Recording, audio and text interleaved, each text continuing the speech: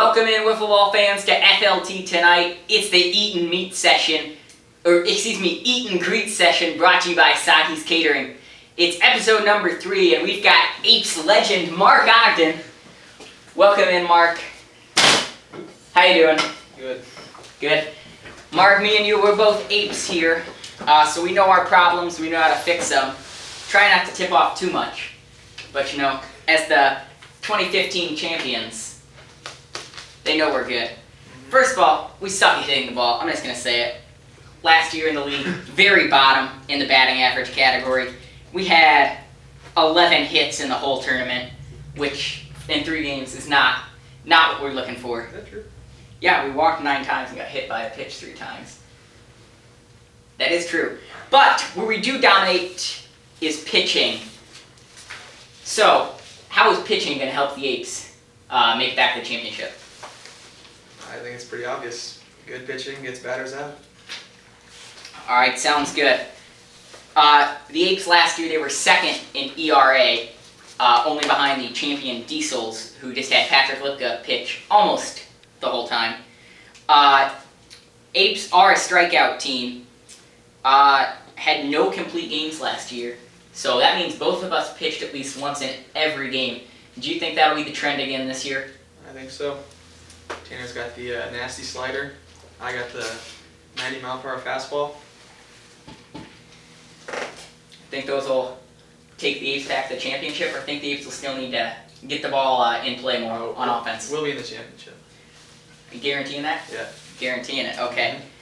So last year, Mark, you were pretty good pitching-wise. 3rd best ERA with a 4.80. 4.80. Also 4.80 hits through 4. You had no decisions, though. Going back to that team pitching, is that going to be the Apes' philosophy this year? Because no other team uses that same strategy. I'm looking up the stats here. So are the Apes going to try to use both pitchers in every game? I think it depends on how we pitch. If I'm pitching good, I guess I can go the whole game. All right. So on the offensive side of the ball, Mark, you were obviously the Apes' best hitter by a long shot.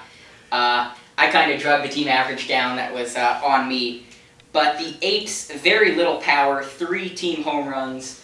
Apes are more of a contact team.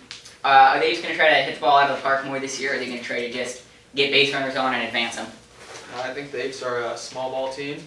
Get people on base, bunt them over, then hit them in. All right. Well, last year the Apes did not do very well.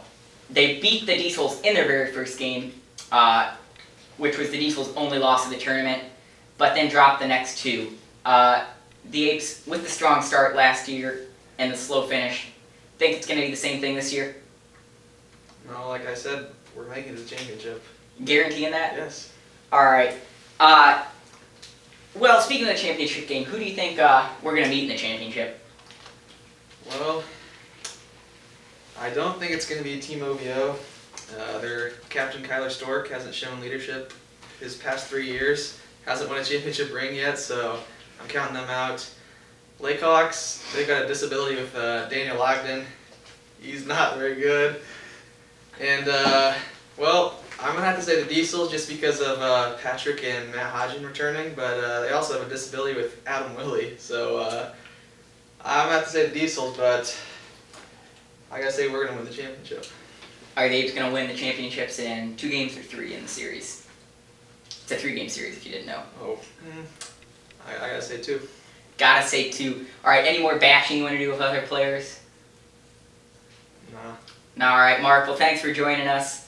Thanks for having me. All right, thanks for watching us, viewers. This has been the Soggy's Catering Eat and Greet, episode number 3, with Mark Ogden of the Apes.